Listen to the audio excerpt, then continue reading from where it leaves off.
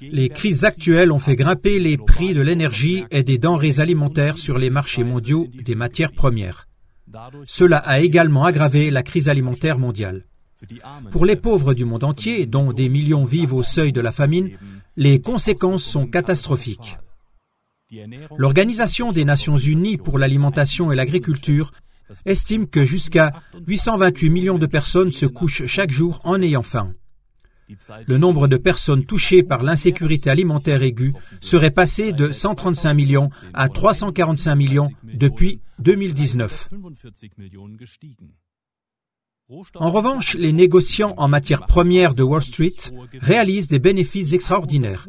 Cette année, les 100 banques les plus importantes du monde en termes de chiffre d'affaires sont en passe de battre tous les records de bénéfices liés aux négoces de matières premières. Ces dernières devraient gagner 18 milliards de dollars américains en 2022 grâce au commerce des matières premières, selon les estimations de Bloomberg, qui se basent sur les chiffres de la société londonienne Valley Analytics. Ce serait la valeur la plus élevée dans les données des 14 dernières années et dépasserait le précédent record de 2009. Salvatore De Rosa, chercheur au Centre d'études sur la durabilité de l'Université de Lund, a tweeté « Avec la misère des gens, les capitalistes font du super profit ».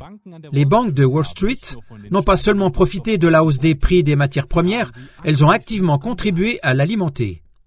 En juillet, Michael Greenberger, ancien directeur du département du commerce et des marchés de l'autorité américaine de surveillance des marchés à terme de marchandises, a déclaré « Nous sommes sur un marché où les spéculateurs font monter les prix. Il est trop facile de dire que la guerre en Ukraine a déséquilibré tous ces marchés, ou que les chaînes d'approvisionnement et les ports sont en panne, et qu'il y a une raison à ces hausses des prix. J'estime qu'au moins 10 à 25% du prix des produits sont dus à des activités spéculatives déréglementées. » Un exemple de plus montrant comment des profiteurs tirent des profits gigantesques de crises provoquées par l'homme, avec en conséquence la souffrance et la mort de millions de personnes. Par conséquent, ne devrait-on pas imposer d'urgence une interdiction mondiale des profits de crise ?